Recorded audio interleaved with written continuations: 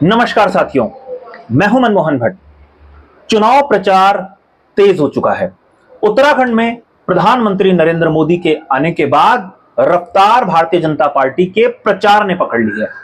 Congress BJP के प्रचार अभियान की हवा कैसे निकालेगी, कांग्रेस मुद्दों को कैसे बना पाएगी, उन्हें भुना पाएगी, कांग्रेस के भुनाए हुए मुद्दों को बीजेपी कैसे ठंडा करेगी, इन सारी चीजों पर रणनीति बनने लगी है। प्रधानमंत्री के आने के बाद चुनावी माहौल पूरी तरीके से बन चुका है, प्रचार तेज हो चुका है। प्रधानमंत्री की उत्तराखंड में जब आवागमन होता है तो उसके बाद कई चीजें सामने आती हैं। प्रधानमंत्री का उत्तराखंड आना, प्रचार करना और उसके बाद चुनावी माहौल तैयार होना, इस मुद्दे को लेकर हम आपके सामने हाजिर हो गए हैं। उत्तराखंड में कौन कौन से मुद्दे हैं जो बन सकते हैं चुनाव में, और उन मुद्दों की हवा कैसे प्रधानमंत्री का भाषण हवा उनकी निकाल सकता है, इस पर चर्चा करने के लिए मेरे साथ गजेंद्र रावत हैं, वरिष्ठ पत्रकार हैं, हमारे पुराने साथी हैं और पहले भी आप गजेंद्र को हमारे साथ देख चुके हैं चर्चा करते हुए। गजेंद्र भाई, एक बार फिर से आपका स्वागत है। धन्यवाद। और प्रधानमंत्री के आने से क्या प्रभाव राजनीति में पड़ता है उत्तराखंड की, अगर हम बात करें तो आपसे सीधा सवाल। मुझे ध्यान है कि 2016 के आखिरी में जब वो पहली बार उन्होंने परेड ग्राउंड में जनसभा करी थी तो उन्होंने कहा था कि भाई हमने भ्रष्टाचार तो बहुत सुना था, लेकिन हमने पहली बार सुना है कि किसी का स्कूटर भी जो है जो डीजल पी जाता है। वो उस दिन बड़ा शोर रहा कि बगल में विजय बगड़ा बैठे हुए थे, उन्होंने केदारनाथ त्रासदी की लेकर लोगों को खींचना आरंभ किया था। और उसके बाद हमने देखा कि जब वो श्रीनगर रैली करने आए तो वहां उन्होंने गढ़वाली में कुछ शब्द कहे कि मेरा भाई बहनों दाना सयानो। फिर वहां से अल्मोड़ा गए तो पिथौरागढ़, वहां उन्होंने वही ईजा, चेली, भैजी, बाजू और इस प्रकार के से लोगों को इंटरेक्ट करने की कोशिश करी और लोग उनकी बातों में आए भी। हमारा ये मानना है कि उनके आने से बहुत बड़ा प्रभाव पड़ा। उन्होंने जिस प्रकार से फिर रुद्रपुर की जो रैली हुई थी, वहां जो सिख कम्युनिटी है उनको जोड़ने का जो है वो प्रयास किया। उन्होंने जो किसानों की बात की थी उससे भी उन्होंने जोड़ने का, उसका रिजल्ट आए। लेकिन मेरा मानना है कि बहुत सारी बात ऐसी हुई है कि जब वो परिणाम उनको नहीं मिले। हमने हिमाचल में उनको बहुत सारी रैलियां करते हुए देखा, वहां रिजल्ट नहीं आया। हिमाचल के लोगों को उन्होंने कहा कि पहली बार ऐसा होगा कि जो सत्ता परिवर्तन का यहाँ सिस्टम हम उसको बदल देंगे, रिवाज बदलेगा, हम रिवाज बदल देंगे, आप मेरी गारंटी भी आइए। लेकिन लोगों ने नहीं सुना। उन्होंने दिल्ली में 2 बार इस प्रकार की बड़ी बड़ी रैलियां कर चुके हैं, दोनों बार जो है वहां केजरीवाल गवर्नमेंट आई। हमने उनके मुंह से सुना कि 2 मई दी गई बंगाल में, वो सब नहीं हुआ।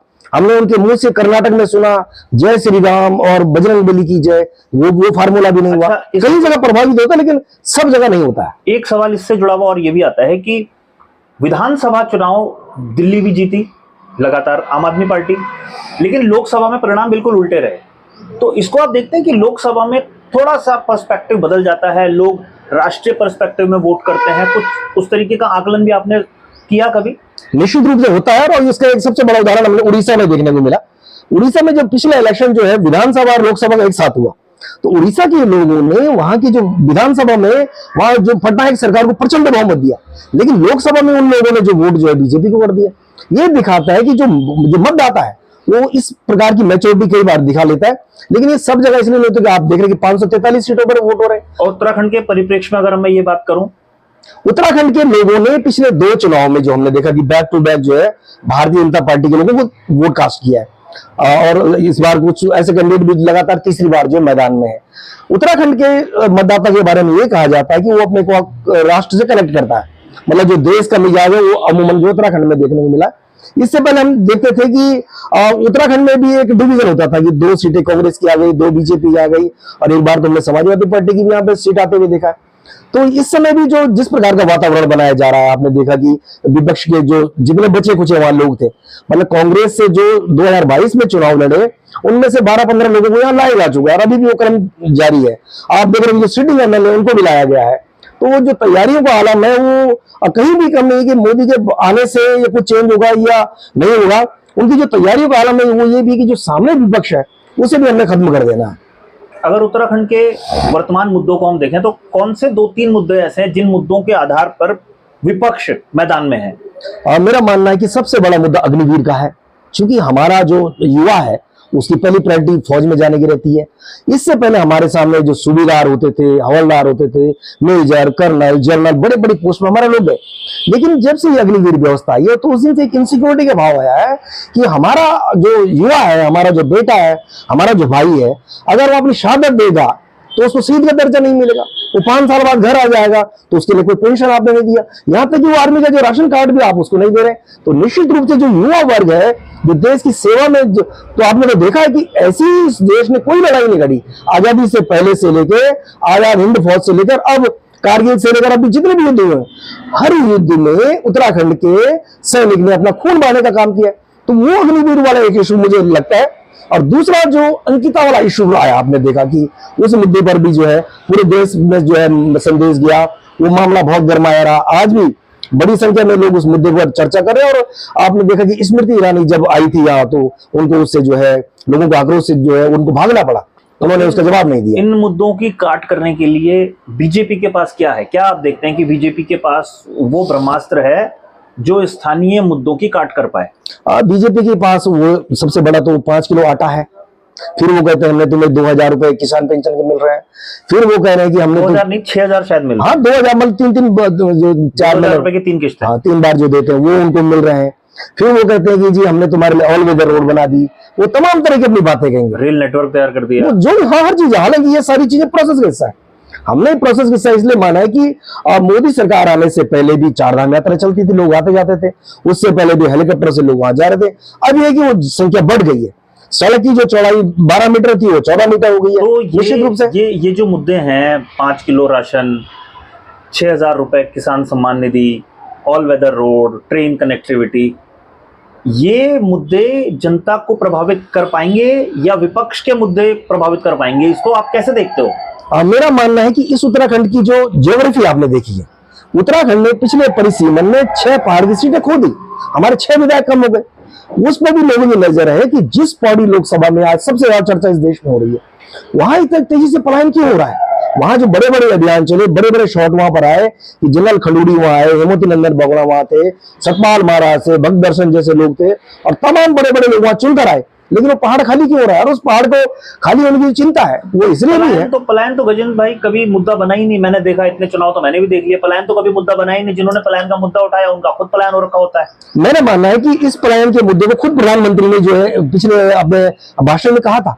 उन्होंने कहा था कि जो सीमांत हमारे गांव है, हम सैनिकों को, पूर्व सैनिकों को बसाने काम करेंगे। वो चिंता उन्होंने इसलिए व्यक्त करी कि आपके पास धारचूला से लेके, पिथौरागढ़ से लेके, टनकपुर से लेके, सीमांत चमोली के माणा से लेके, हरसिल से लेकर गंगोत्री में तक ये कितनी बड़ी बेल्ट आपके पास है जो आपके सामरिक दृष्टिकोण से बहुत महत्वपूर्ण है। तो ये बात आज भी, मतलब चुनाव हो रहा है तो चुनाव में वो ये बात फिर से वादा करेंगे कि हमारे को पहाड़ में लोगों को बसाना है, इसलिए हमारे को आप जिताइए। तो वो ये बात करके फिर आह्वान कर सकते हैं। उनको इस बात का भी आह्वान करना पड़ेगा कि आखिरकार उत्तराखंड के मुख्यमंत्री का निवास देहरादून के डिफेंस कॉलोनी में क्यों बन रहा है? उनसे पहले वाले मुख्यमंत्री वहीं क्यों रह रहे हैं? भगत सिंह कोश्यारी वहां बगल में क्यों रहे? सुबोध निहाल, हरक सिंह रावत, सतपाल महाराज से लेके यशपाल आर्य से लेके जितने मंत्री विधायक लेना देना, ये सब पहाड़ में क्यों घर नहीं बना रहे? उनको जरूर ये पूछना चाहिए कि अगर आप उस सीमांत को लेकर जो चिंतित है, पहाड़ को लेकर चिंतित है, आप इस बात को लेकर चिंतित है वहां स्कूलों में टीचर नहीं जा रहे हैं, 3500 से ज्यादा स्कूल उसी पौड़ी लोकसभा में बंद हो गए हैं, उनको बताना पड़ेगा कि वहां डॉक्टर्स क्यों नहीं है। और अगर आप वास्तव में पहाड़ के प्रति गंभीर है तो आपको तो कम से कम अपने मंत्री और विधायकों को एड्रेस करना पड़ेगा कि भाई आपको इतनी अच्छी भली तनख्वाह मिलती है, उन वोटर्स के कारण मिलती है, उस पहाड़ से आप चुनकर आते हैं, तो आप वहां क्यों नहीं रह रहे? आप अपने बच्चों को वहां रखिए, उन स्कूलों में पढ़ाइए, उन डॉक्टरों से इलाज कराइए, आप उन समस्याओं से 2-4 होंगे तो समाधान निकालेंगे। आपको लगता है कि लोग इस बात को मानेंगे, मतलब या प्रधानमंत्री इस बात को कहेंगे अपने मंत्रियों से कि आप अपना घर कहाँ बनाइए, मुख्यमंत्री से या पूर्व मुख्यमंत्री से कहेंगे? लगता है कि ये कई ऐसी बात है जो कन्विंस कर दे? आपको लगती है बात? मनमोहन भाई, आप देखिए कि इस प्रदेश में की राजधानी कौन सी है, ये नहीं बता रहे। ये सवाल मैं इसलिए पूछ रहा हूँ क्योंकि पहाड़ में खुद ही लोग पहाड़ छोड़ने को तैयार हैं, तो उस कंटेक्स्ट में मैंने ये बात पूछी। कारगिल क्यों हुआ था? कारगिल होने का सबसे बड़ा कारण था कि बर्फ पड़ने से कुछ दिन पहले वहां के लोग नीचे आ गए, सैनिक भी नीचे उतर आए थे और उसी का फायदा उन सामने पाकिस्तान के लोगों ने उठाया। और उसके बाद जो वहां जो चरवाहे थे उन्होंने देखा कि वहां पाकिस्तान की सेना जाकर बैठ गई। आज अगर आप उस बात की चिंता करते हैं कि सीमांत जो क्षेत्र खाली नहीं होना चाहिए, आप कहते हैं हम पूर्व सैनिकों को वहां बसाएंगे, हम गांव को आबाद करेंगे, तो निश्चित रूप से जो हमारे विधायक है, मंत्री है, सांसद है, मुख्यमंत्री है, इन सब लोगों की जिम्मेदारी बनती है कि ये अपने परिवार के साथ वहां के लोगों के साथ रहना शुरू करें, ताकि इन लोगों को वहां के समाधान निकल पाए कि वो परेशान क्यों है, किस किस उसमें इनको पलायन की जब बात आती है तो एक बात ये कही थी कि जिन लोगों ने पहाड़ में बसावट करने की बात करी, चाहे वो अजय भट्ट रहे हों, चाहे वो पूर्व मुख्यमंत्री हरीश रावत रहे हों, पूर्व विधानसभा के अध्यक्ष गोविंद सिंह कुंजवाल रहे हों, और चाहे वो त्रिवेंद्र सिंह रावत रहे हों। गोविंद सिंह कुंजवाल और हरीश रावत ने गैरसैंण बनवाया, भवन बनवाया, राजधानी तो त्रिवेंद्र जी ने बनाई, वो दोनों लोग चुनाव हार गए। त्रिवेंद्र सिंह रावत ने ग्रीष्मकालीन राजधानी बनाई, पार्टी ने उनको किनारे कर दिया, अब एक बार उनका फिर से पुनर्वास हो रहा है। तो आपको लगता है कि लोगों ने पलायन, पहाड़, इन मुद्दों पर वोट किया ही नहीं है पहले भी? और मेरा मानना है कि उस प्रकार से पैरवी नहीं की गई है, उस पैरवी में कमी रही है। अगर मजबूती से पैरवी की जाती है तो आप देखिए ना, जब पब्लिक का प्रेशर आए तो त्रिवेंद्र सिंह रावत ने गैरसैंण में जमीन खरीदी घर बनाने के लिए, उनके साथ जो उनके दूसरे मिनिस्टर थे उन लोगों ने खरीदी। हरीश रावत को मोहनरी में नया घर बनाना पड़ा अपने गांव में, उन्होंने देहरादून में नहीं बनाया घर।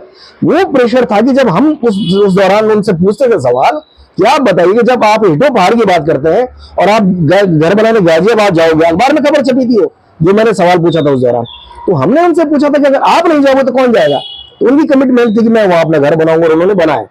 मेरा मानना है कि पलायन के मुद्दे को अगर आप देखिए ना, अगर हम उस चीज को गंभीरता से नहीं लेंगे। त्रिवेंद्र रावत ने जब वहां जमीन खरीदी तो लोगों ने तो उसको कई दूसरी नजरों से भी देखा, लोग किसी भी नजर से देखे, लेकिन मेरा मानना था कि बेहद जिम्मेदारी भरा कदम था। आज ऋषिकेश से लेके आप बद्रीनाथ तक जाइए, केदारनाथ आइए, कौन लोग जिन्होंने जमीन खरीद दी है? बिजनेस किन लोगों के हाथ चले गए? पूरे 4 धाम रूट पे आप चले जाइए, उत्तराखंड के लोगों की जमीन औने पौने दाम पर बिक गई। अब ये बताइए, प्रधानमंत्री से क्या अपेक्षा उत्तराखंड का आम आदमी करे, जिसके आधार पर आदमी वोट दे? मतलब एक कॉमन मैन क्या सोच के बीजेपी को वोट दे, या क्या सोच के वो कांग्रेस को वोट दे? क्योंकि 2 पार्टी सिस्टम है उत्तराखंड में, हम सीधा सीधा जानते हैं, मल्टी पार्टी रूल नहीं है। या तो बीजेपी को वोट जाएगा या कांग्रेस को वोट जाएगा।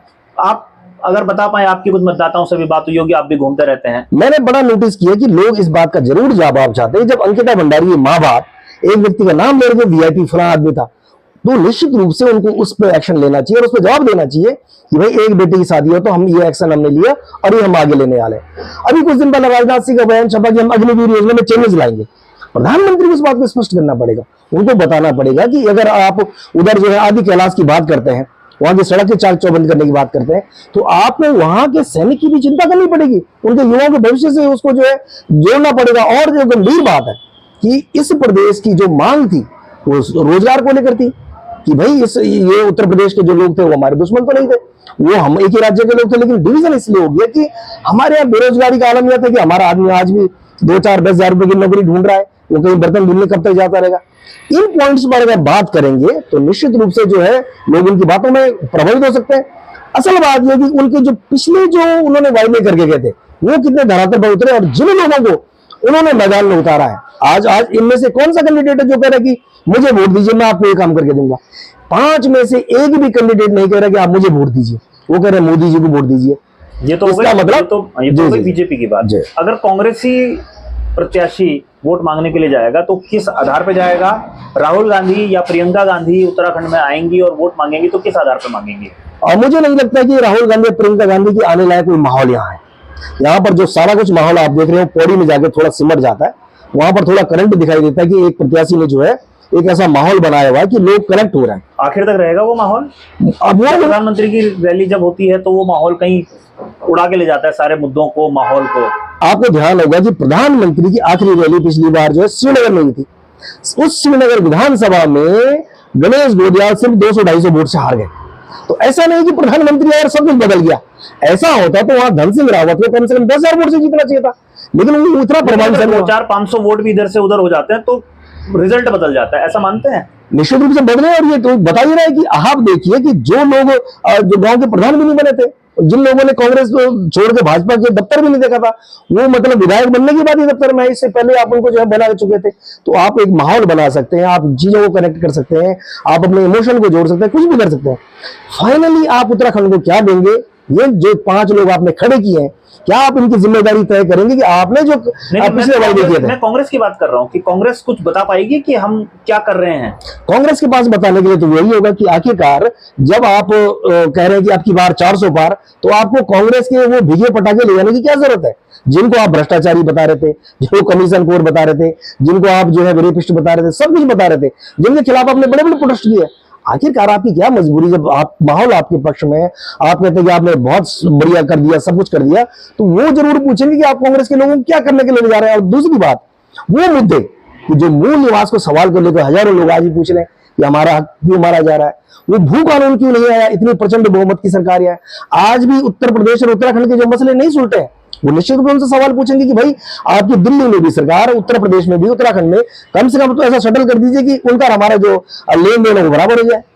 चलिए, तो बहुत सारे मुद्दे, बहुत सारी बातें चुनाव तक जारी रहेंगी, प्रचार होता रहेगा, वोट पड़ते रहेंगे, मुद्दे सुलझेंगे या नहीं सुलझेंगे, ये कुछ ऐसे सवाल हैं जिनका जवाब सिर्फ समय ही बताता है। अब देखेंगे ये कि किस तरीके से मुद्दों को फिर से गढ़ने की कोशिश विपक्ष करेगा, उन मुद्दों की हवा निकालने की कोशिश बीजेपी का शीर्ष नेतृत्व कैसे करेगा। अभी के लिए साथियों इतना ही। अगली रिपोर्ट में, अगले किसी विस्तार से इंटरव्यू में आपके सामने हम फिर से हाजिर होंगे। तब तक इजाजत दीजिए। नमस्कार।